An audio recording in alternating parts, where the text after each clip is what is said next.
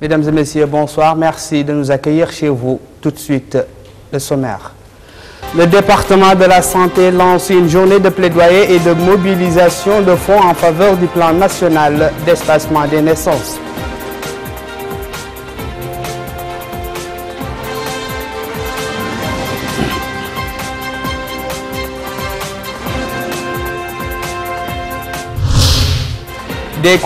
Des défenseurs des droits de l'homme conviés par le département des droits de l'homme pour enrichir le plan national de lutte contre la discrimination raciale avec la participation des juristes nationaux et internationaux.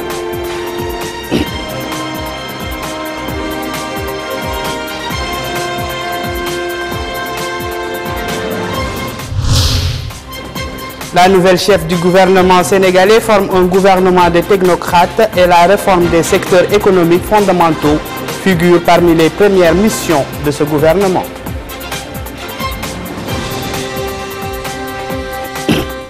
Mesdames et messieurs, bonsoir. Le département de la santé a démarré aujourd'hui les travaux d'un atelier de plaidoyer pour la mobilisation des ressources en faveur du plan d'action national sur l'espacement des naissances de la Mauritanie.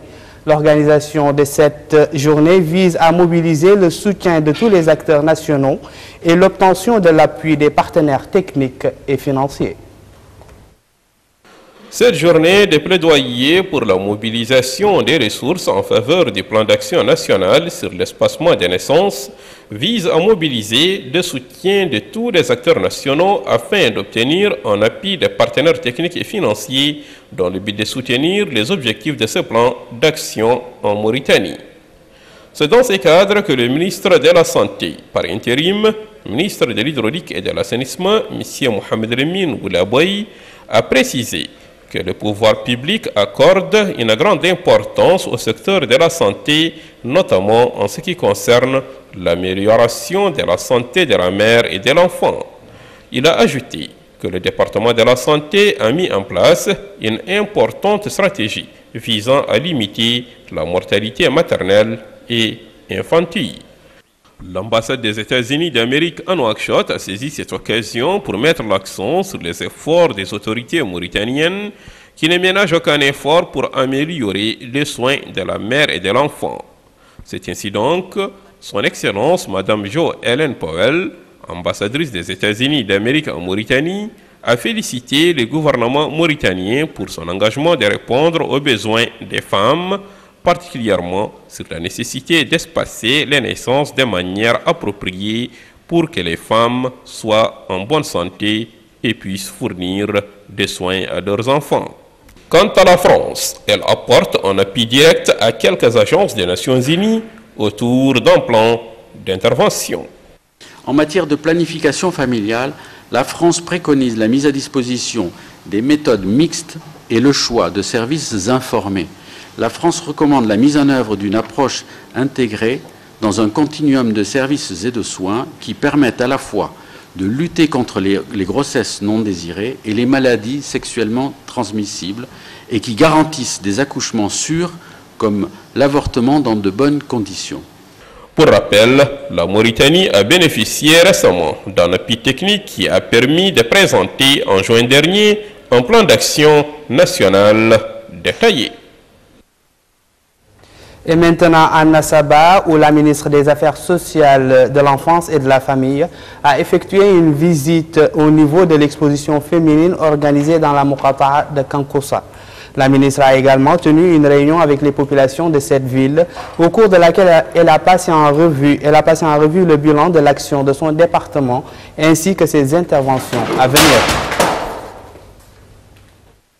20 regroupements organisés au sein de 700 coopératives féminines prennent part à cette exposition des produits féminins à Kankoussa. Une exposition que la ministre des Affaires sociales de l'enfance et de la famille a visitée en compagnie du Wali de Lassaba. L'occasion pour Mme Aïcheval Michel Vergès de découvrir plusieurs échantillons des produits artisanaux, mais aussi des vêtements, des tentes et des accessoires domestiques travaillés par les femmes de Kankoussa. Dans d'autres stands sont exposés des produits alimentaires, locaux, du maraîchage. En somme, l'exposition reflète l'ensemble des activités auxquelles s'adonnent les femmes au niveau de Kankoussa.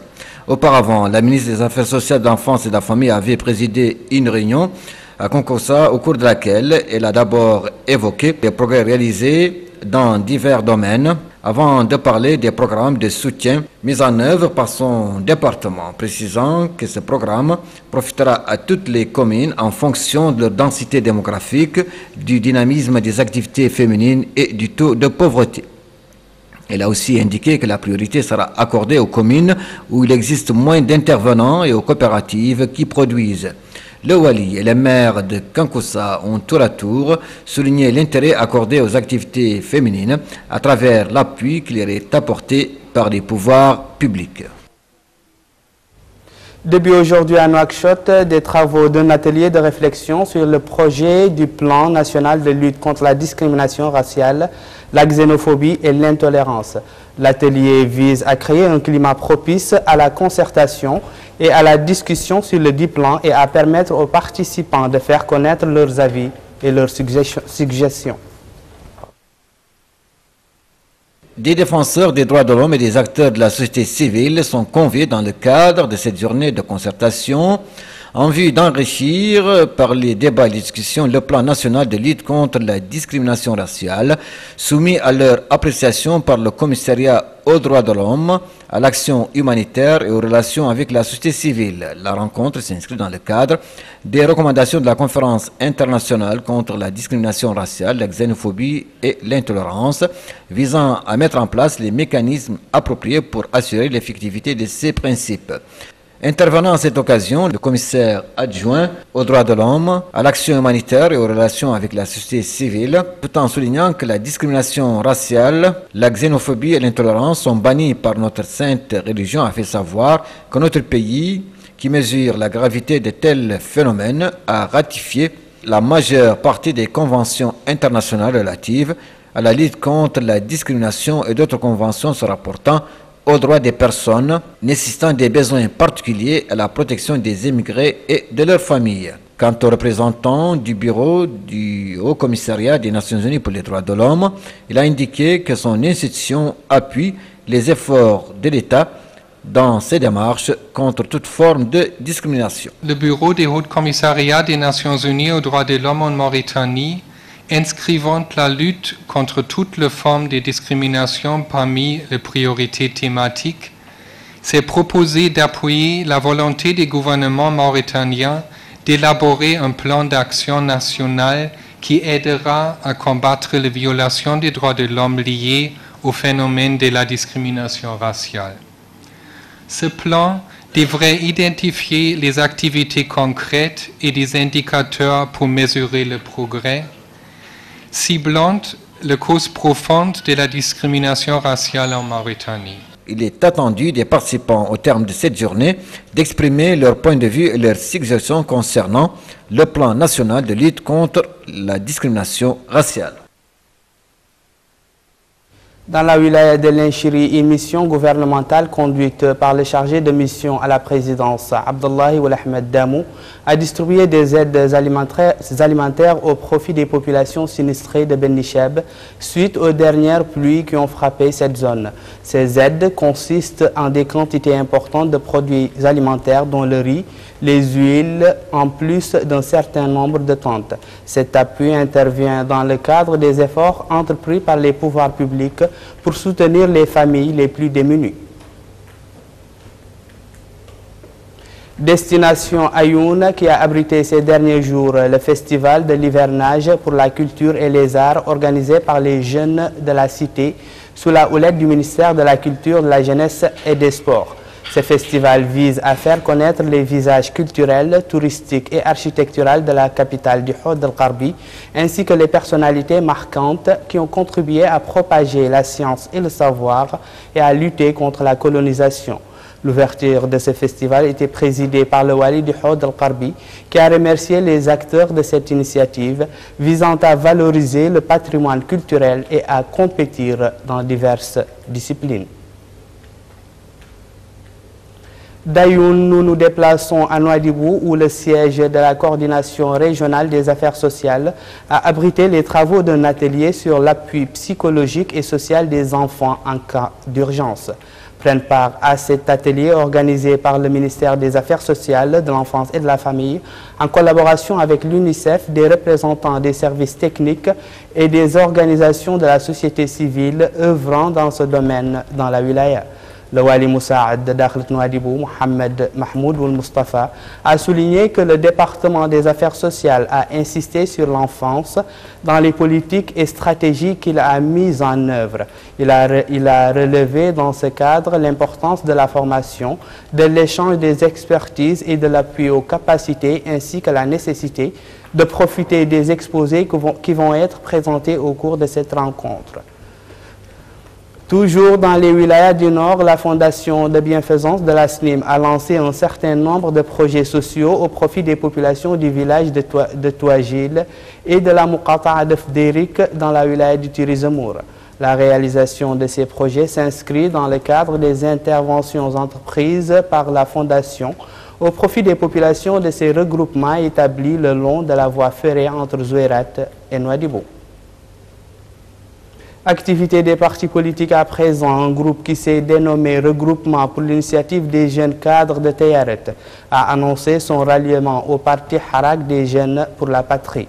Les responsables de cette initiative ont réaffirmé que leurs actions dans les rangs de ce parti est intervenue à l'issue d'une réflexion approfondie et d'une analyse sereine de la scène politique nationale et après avoir pris connaissance des objectifs et du programme du parti Harak qui soutient le programme électoral du président de la République, Mohamed Ould Abdel Aziz. La présidente du parti Harak, Mme Lal Tishrif, a souhaité la bienvenue à ces nouveaux ralliés et invité les militants de sa formation à s'inscrire sur la liste électorale et à se tenir prêts pour les prochaines échéances électorales. La capitale Nouakchott, tout comme différentes zones du pays, ont connu aujourd'hui à des degrés divers des précipitations considérables. L'Office national de la météorologie avait auparavant fait des prévisions de la tombée des pluies importantes sur les zones sud, est et nord du pays. Nous écoutons à ce sujet le directeur des prévisions météorologiques. Hier, nous avons lancé un avis météorologique parce que dès que nous voyons une situation qui peut engendrer de fortes pluies, nous essayons quand même d'informer les autorités. Hier, nous avons lancé un avis parce que selon les modèles à notre disposition, il y a une forte probabilité que des amas nuageux se déplacent du nord du Charqi vers l'Etagan, l'Assaba, l'Etrarza, y compris Nouakchott. Et effectivement, hier, nous avons lancé cet avis d'alerte, d'abord pour informer les autorités et pour éviter que les citoyens soient surpris par ces pluies qui peuvent résulter de ces phénomènes. Bon, ce sont des phénomènes habituels qui se déplacent de l'est vers l'ouest. Et ces phénomènes, s'ils donnent des pluies super anormales, donc c'est-à-dire qu'il y a déjà les conséquences des changements climatiques. C'est-à-dire qu'il y a déjà l'enjeu du changement climatique qui augmente la fréquence et l'intensité de ces phénomènes. L'actualité internationale nous conduit au Sénégal où est entrée en fonction la nouvelle équipe gouvernementale. Cette équipe formée par la nouvelle chef du gouvernement, Mme Aminata Touré, comprend 32 ministres dont 9 font leur entrée dans ce gouvernement. Parmi les membres du gouvernement figurent des ministres qui occupaient les portefeuilles de la défense, de la santé, des affaires étrangères et de l'écologie. Mariam Metelbou. Entourée du directeur de cabinet de Macky Sall et du secrétaire général de la présidence, Aminata Touré lit au public la liste de son gouvernement. 32 ministres contre 30 pour l'équipe sortante. Le nouveau Premier ministre estime avoir aligné des hommes et des femmes compétents pour relever les défis qui se posent aux Sénégalais. Au chapitre de départ, la star internationale Youssou N'Dour, qui occupait le portefeuille de tourisme. Dans la presse du jour, l'artiste a expliqué avoir lui-même demandé au président Macky Sall de le décharger de ses fonctions. Il reste toutefois ministre conseiller auprès du chef de l'État. Après Youssou N'Dour, le général Seck, précédemment ministre délégué, quitte lui aussi ses fonctions. L'ancien directeur général des impôts et domaines a été nommé ministre de l'économie et de la finance. Le célèbre défenseur de l'environnement change quant à lui de portefeuille. Il quitte le ministère de l'Environnement et du Développement durable pour la pêche et les affaires maritimes. Dans les arrivées, le célèbre avocat, ancien président de la Fédération internationale des droits de l'homme. Il sera chargé de conduire le procès de l'ancien président tchadien, incarcéré à Dakar depuis 2 mois. C'est la fin de ce journal. Voici le rappel des titres. Le département de la santé lance une journée de plaidoyer et de mobilisation de fonds en faveur du plan national d'espacement des naissances.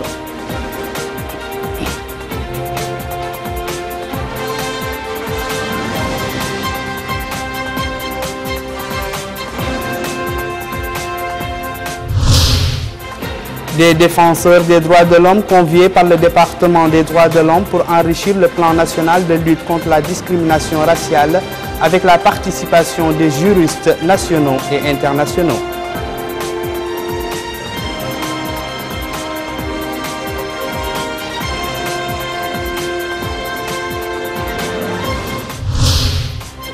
La nouvelle chef du gouvernement sénégalais forme un gouvernement de technocrates et la réforme des secteurs économiques fondamentaux figure parmi les premières missions de ce gouvernement.